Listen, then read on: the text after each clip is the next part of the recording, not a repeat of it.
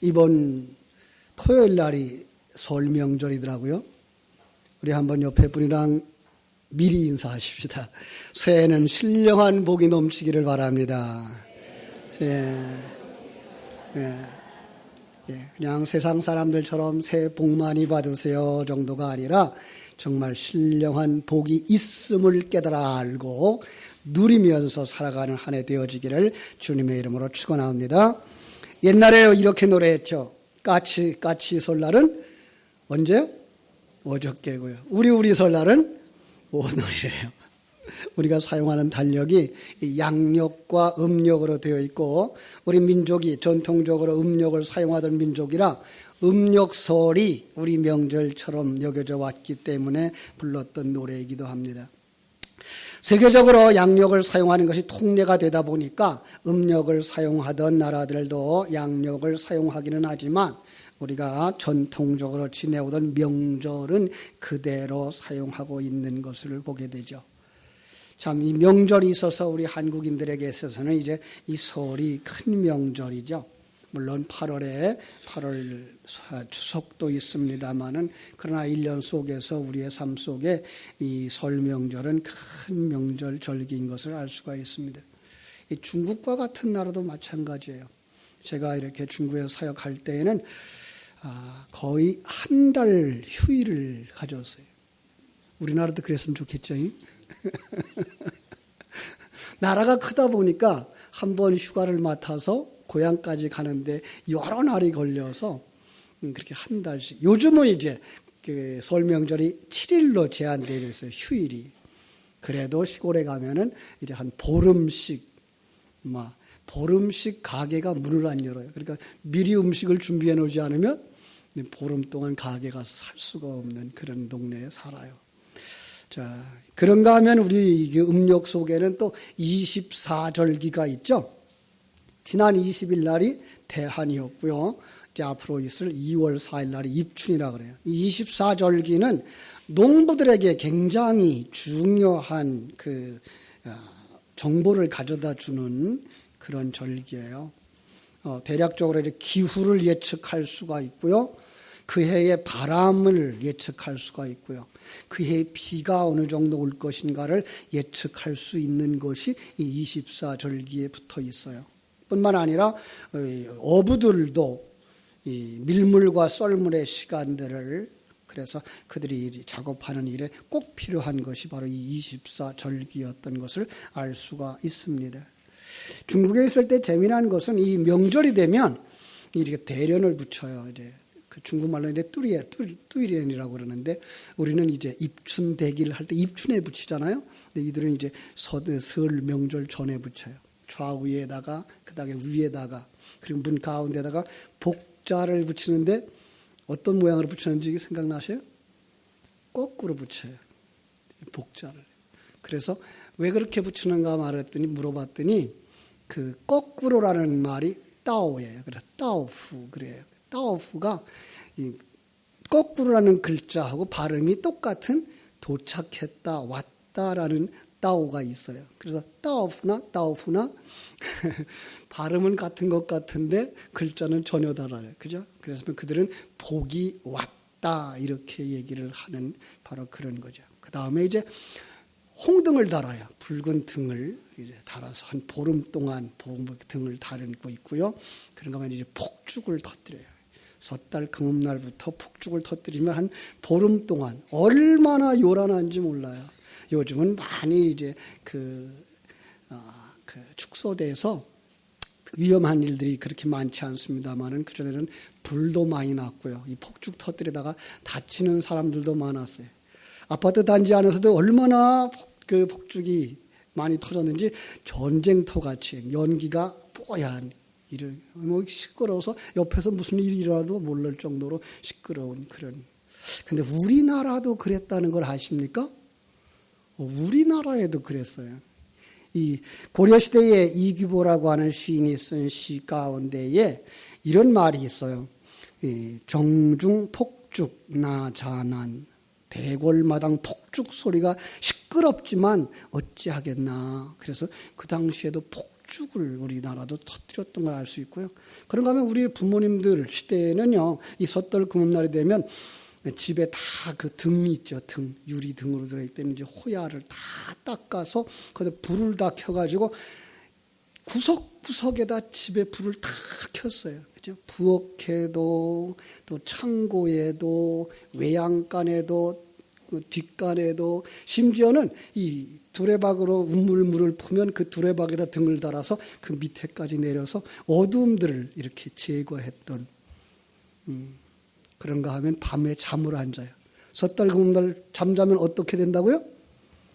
눈썹이 다 쉰다 그랬어요. 그래서 잠자는 사람 눈썹에다가 하얀 칠을 해가지고 이제 장난도 하고 그랬는데 바로 이런 것들이 이렇게 유대인들이 가지고 있던 명절과 얼마나 상세한 그 비슷한지 그런 걸 볼 때마다 야 이거 뭐 이 세상에 인간이 살아가는 건 다 비슷한 것 같은데 그 속에 하나님은 어떤 진리를 담아서 우리에게 주신 것이구나를 알 수 있어요. 그 정확한 이 내용을 우리는 이제 성경 속에서 보고 유대인들의 풍습 속에서 알 수가 있어요.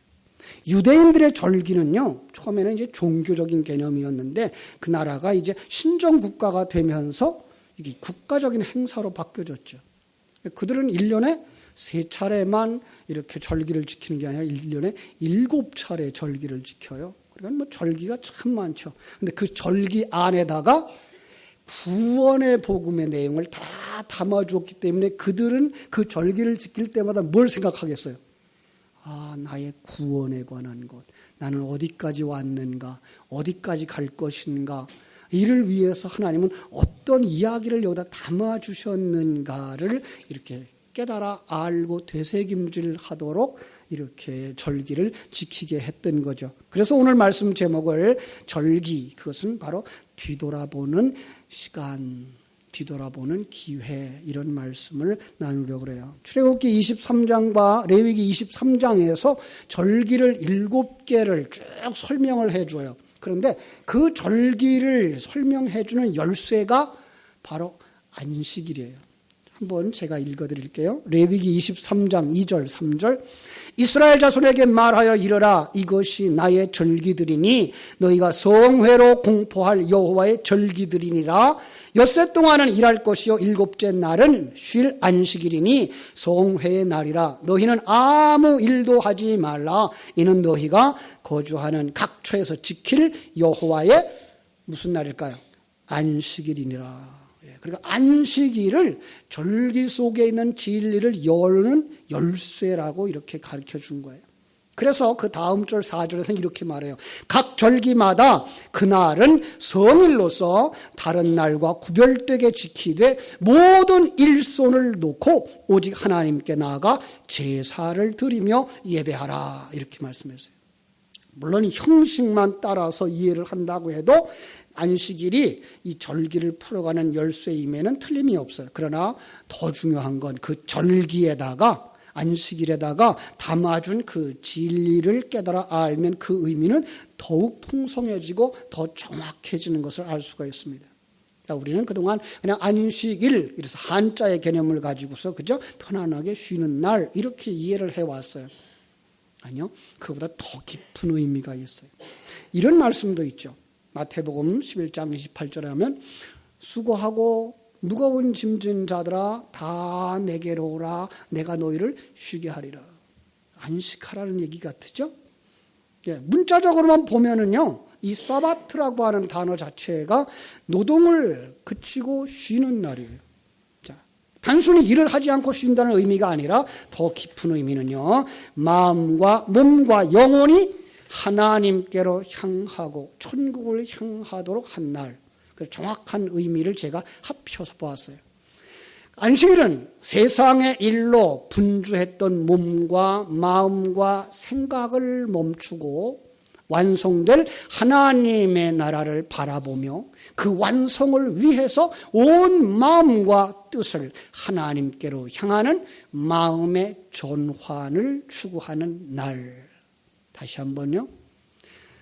안식일은 세상의 일로 분주했던 몸과 마음과 생각을 멈추고 완성될 하나님의 나라를 바라보며 그 완성을 위해서 온 마음과 뜻을 하나님께로 향하는 마음의 전환을 추구하는 날이라는 거예요.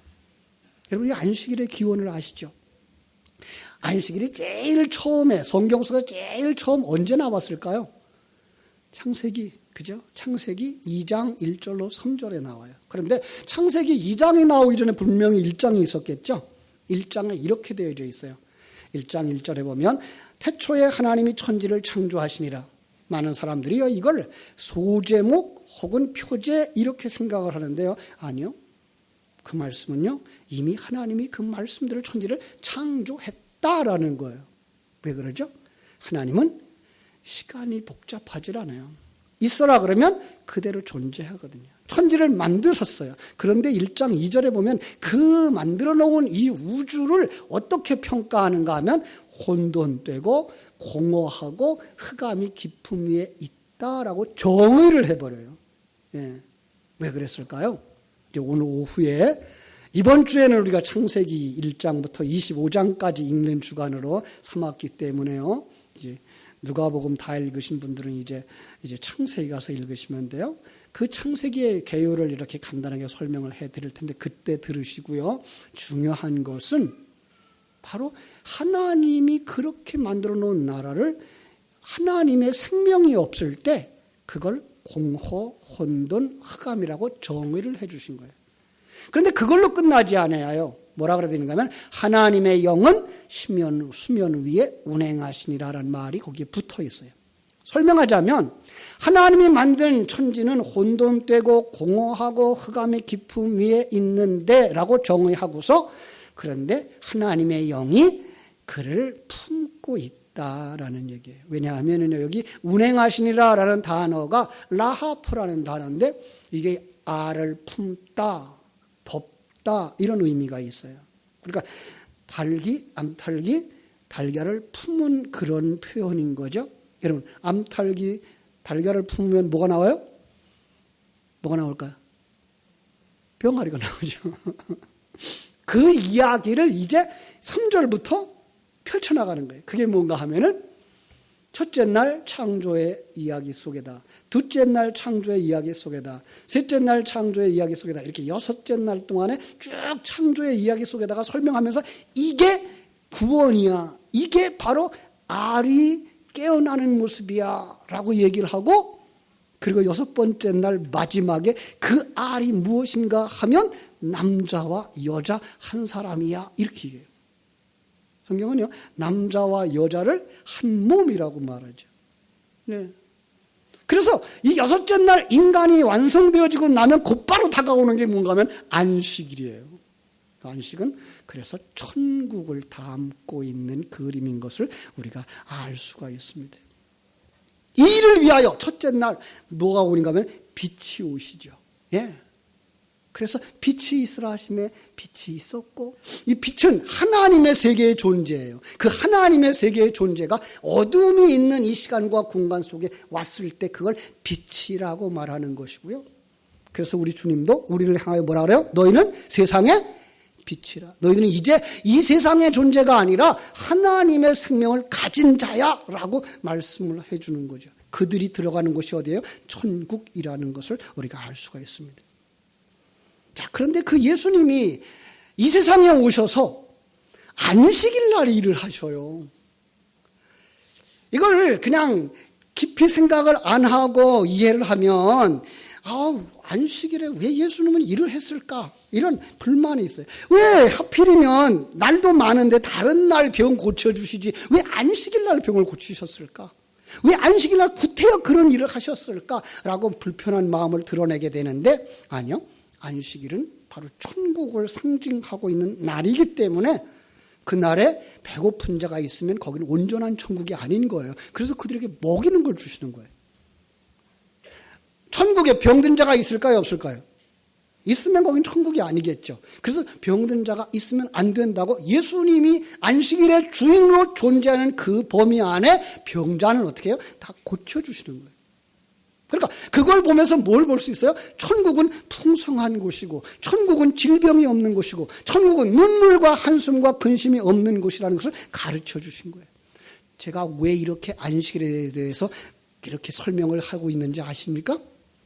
이 안식일이 절기를 푸는 열쇠이기 때문에 그런 거예요. 그러니까 이 절기 자체도 뭘 상징하고 있는 거예요? 천국으로 가는 길목새, 이런 과정을 거쳐서 천국에 간다라는 것을 가르쳐주고 있다는 사실을 이야기하고 있는 거예요. 그렇죠? 자, 오늘 본문을 봅니다. 오늘 본문에 보니까 거기 누가 나오죠? 예수님과 그 제자들이 나오는 것을 볼 수가 있습니다. 특별히 7절에 이렇게 말하죠. 6월절 양을 잡을 무교절 날이 이른지라. 양을 잡는데요. 6월절 날은 양을 잡아요. 그 다음에 또 그 누룩 없는 빵을 먹는 날에 대해서 무교절이라고도 연결되어져 있는 것을 우리가 알 수가 있습니다. 자, 여러분 이번 주에 누가복음을 읽으시면서 다 읽었을 부분인데요. 이 누가복음의 마지막 부분 2장부터 24장까지는 어떤 내용이라고 그랬죠? 22장부터 24장 마지막까지는 그 일의 실체이신 예수 그리스도가 이 땅에 오셔서 죽으시고 부활하시는 그림을 그려준 거다라고 얘기했어요. 다시 말하면 예수님이 이 땅에 오셔서 하셨던 모든 일들은 성자 하나님이 이 땅에 오셔서 우리를 품에 안고 죽으시고 우리를 품에 안고 살아나시기 때문에 우리가 모든 죄를 다 벗어버리고 하나님의 나라에 들어가는 거다를 가르쳐 준 것이 누가복음이라고 그랬어요. 누가복음 후서는 사도행전에서는요, 그걸 깨달아 알게 하는 것은 성령이 오셨을 때에 가능한 거다. 우리는요, 성령의 시대에 살고 있으며 성령 받은 자들이기 때문에 그걸 아는 사람들, 이렇게 정의하고 있는 겁니다. 자, 6월절 어떻게 준비해야 될까요? 6월절을 준비하고자 했던 제자들의 모습은요, 아직도 무엇일까요? 성령 받지 못한 사람으로 그려지고 있어요. 금방 얘기했어요. 그들은 언제 성령 받은 그림으로 그려진다고요? 사도행전 2장에 가서야 깨달음이 오고, 그것이 생명이 되어져서 그 생명의 삶을 살아내는 것이 사도행전이기 때문에, 이 복음서에 나타난 제자들의 모습은 아직 성령 받지 못한, 그리고 하나님의 진리를 깨달지 못한 사람들의 모습인 것을 알 수가 있어요. 그럼 뭐 하겠어요? 그들은 형식적인 부분, 외형적인 부분만 가지고 있는 사람들인 것을 알 수가 있죠. 그래서 예수님은 그들에게 이 마지막 그들과 함께 지내는 6월절에 자기가 그 6월절 어린 양인 것을 깨달아 알게 하시려고 그 6월절 양 잡는 날에 돌아가시는 거예요. 그걸 가르쳐 주려고 이제 그들을 모아드리는 일을 지금 준비시키고 있는 것입니다.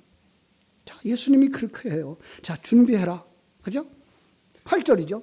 예수께서 베드로와 요한을 보내시며 이르시되 가서 우리를 위하여 6월절을 준비하고 우리로 먹게 하라. 그랬더니 그들이 물어봐요. 어디서 준비할까요? 그랬더니 예수님이 그래요.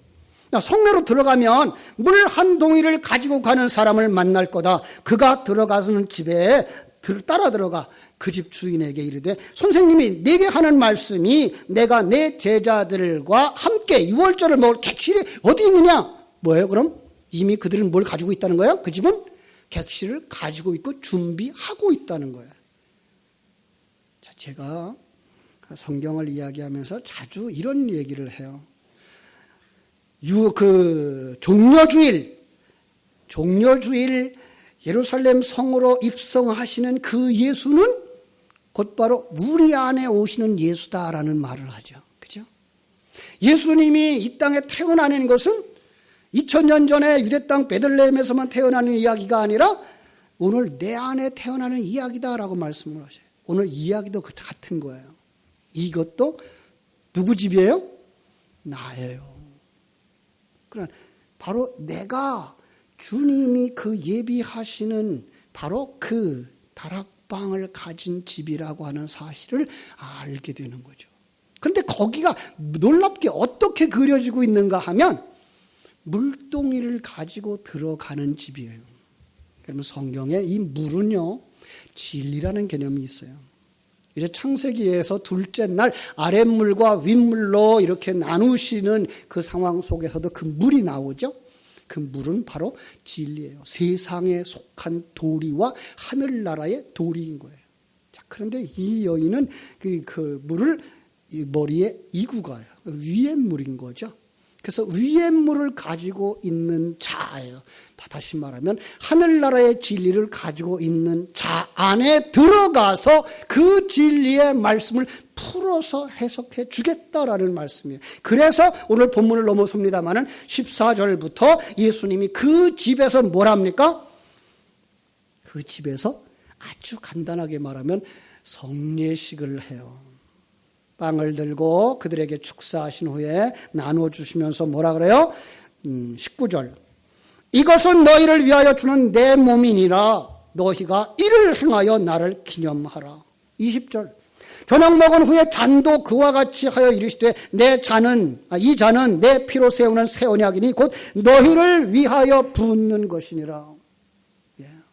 그러니까 이 유월절 속에 담겨진 이야기는 그냥 그들을 애굽에서 건져내기 위해서 애굽의 바로나 그 애굽 사람들에게 겁주기 위하여 10가지 재앙을 내려뜯고 그 마지막 때에 그 이제 장자들의 죽음 앞에서 양을 잡아서 제물로 바쳤기 때문에 먹었기 때문에 그냥 출애굽했다라는 얘기가 아니라 그 이야기 속에 담아준 내용이 뭐라고요? 성자 하나님의 사역인 거예요. 그 성자 하나님이 이 땅에 오셔서 우리를 위하여 자기의 몸을 십자가에 내어주셔서 그래서 실제로 몸이 찢기고 실제로 피를 흘렸어요. 그것도 그릇이에요. 그 예수라고 하는 그 이 땅에 2000년 전에 오셨던 그분 속에 있는 진리가 뭐예요? 피인 거예요. 생명인 거예요. 그분을 내 안에 모시고 살아가는 것이 그분의 살을 먹는 거예요. 그러니까 우리가 예배하는 그 자체, 예배 속에서 예수 그리스도를 깨달아 알고 예수 그리스도의 그 깨달음이 생명이 되어질 때 우리는 예배를 통해서 떡을 먹고 잔을 마시는 사람들인 것을 알 수가 있습니다. 그렇습니다. 자, 이 6월절의 기원은 바로 거기서부터 시작되는 거죠. 어떻게 시작됐다고요? 지금 금방 한 얘기처럼 출애굽한 이스라엘 백성들. 자, 거기서 10가지 재앙이 내려와요. 그죠? 어떤 거예요? 피재앙, 개구리재앙, 이재앙, 파리, 그 다음에 가축의 전염병, 독종, 그리고 우박, 메뚜기, 그리고 어둠. 마지막에 재앙이 장자를 데려가는 것이었어요. 자, 그런데 많은 사람들이 이걸 그들이 가지고 있었던 우상이라고 말해요. 그것이 그들을 행복하게 할 수 있었다고 믿었던 애굽의 우상들이었다는 거죠. 여러분, 이것을 조금 더 다르게 해석하면 우리가 이거 가지면 행복할 수 있을 거야라고 의지했던 것들이라는 거죠. 그게 우상이에요. 그러다 보면 무엇도 우상인 거예요? 장자도 우상인 거예요. 아들도 우상인 거예요. 왜 아들이 우상이 되죠? 아들을 우리가 너무 자기를 대신해서 행복을 추구해 나갈 수 있을 것이라고 생각하고 아들을 위해 살아요. 하나님은 우리가 이 땅에 살아가는 날 동안 하나님과 우리와의 관계를 깨달아 알도록 부부의 관계도 주셨고 부모와 자식의 관계도 주신 거예요. 그러니까 이 땅에 살아가면서 정말 그걸 실행하면서 살아가면 되는 건데 우리는 거기서부터 넘어서서 그걸 자기 의존의 대상으로 삼는 거예요. 그게 사마리아 여인에게는 남편들이라고 그려진 것이고 지금 애굽 사람들에서 출애굽하는 이스라엘 백성들에게는 장자의 모습으로도 그려진 거죠. 자, 그래서 하나님이 자기 백성들에게는 메시지를 줘요. 정월달을 정해놓고요. 그 정월달 열흘날째 되던 날 그들의 양떼 가운데에서 1년 된 순놈 그리고 흠이 없는 녀석을 가지고 집으로 가래요. 그러니까 1년 된 양이니까 아주 애띠죠. 그죠? 그래서 집에 가서 애완동물처럼 가족들과 완전히 하나 되는 거예요. 나흘 동안. 그리고 19날. 그를 문지방에서 잡아요. 그럼 문지방에 피가 묻겠죠. 그 다음에 그 피를 또 문 좌우 설주에 발라요. 그 다음에 문 인방에 발라요. 그러면은 문이 온통 붉은색이겠죠. 죽음의 사자가 딱 지나가다 보니까 이거 죽었구나예요. 그래서 그 집은 넘어가는 거예요. 죽음의 사자가 넘어갔다 그래서 유월절인 거예요. 예. 자, 그들 이 유월절을 양의 피를 바르는 것뿐만 아니라 그들은 집안에서 양의 고기를 먹어요. 양의 고기를 먹으면서 무교병을 먹었고요. 무교병을 먹으면서 쓴 나물과 같이 먹었어요. 예. 그래서 그들은 절기를 지켰어요. 자, 그 절기 속에 담아준 진리를 모세와 여호수아는 계속해서 그 백성들에게 가르쳐 주었겠죠. 그런데 그들이 그만 그 진리를 잃어버린 채 뭐만 남았어요? 형식만 남았어요. 1년에 한 차례 6월절이 되면 양 잡고 양고기 먹고 맛없는 무교병 먹고 쓴나물 먹는 날로 이렇게 지냈어요. 주님은 그러한 백성들 속에 그러한 제자들 속에 진리의 말씀을 지금 전해주고 있는 거예요. 그렇습니다. 자기의 죽음의 마지막 주간, 자신의 죽음과 부활이 담긴 유월절 속에 자신의 죽음과 유월절을 오버랩시켜서 우리들에게 바로 이 유월절을 이스라엘 백성들이 가졌던 그 유월절을 그 절기는 다름 아닌 성자 하나님이 자기 백성들을 사랑하기 때문에 이 땅에 오셔서 자기를 부인하고 자기 십자가를 지는 삶을 살며 더 나아가서 하나님의 생명을 가지고 그 새 생명 속에 우리를 감싸서 부활의 과정을 거쳐간다는 것을 깨달아 알게 해 주었던 것입니다. 자, 이제 우리는 양을 잡진 않습니다. 이 어리석은 사람들은 지금도 유월절 지켜야 된다 그러고 양 잡는 예식을 행해야 된다 그러는데 아니요. 절대 그럴 이유는 없습니다. 자, 그럼 우리는 이번 우리에게 주신 이 절기를 생각하면서 우리도 한번 이 유월절에 담겨진 진리를 우리의 명절 속에 가지고 올 수는 없을까? 여러분, 이 명절을 통해서 다시 한번 우리는 우리의 신앙을 되돌아보는 시간으로 삼았으면 좋겠다라는 생각을 가지게 되어서 이 명절 돌이켜보는 시간으로 삼은 것입니다.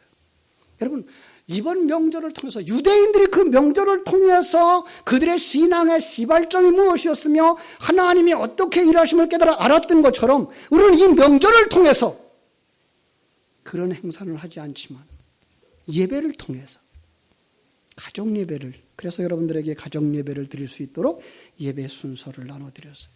더 필요하시면 사무실에 부탁을 하시면 사무실에서 더 나눠드릴 것입니다.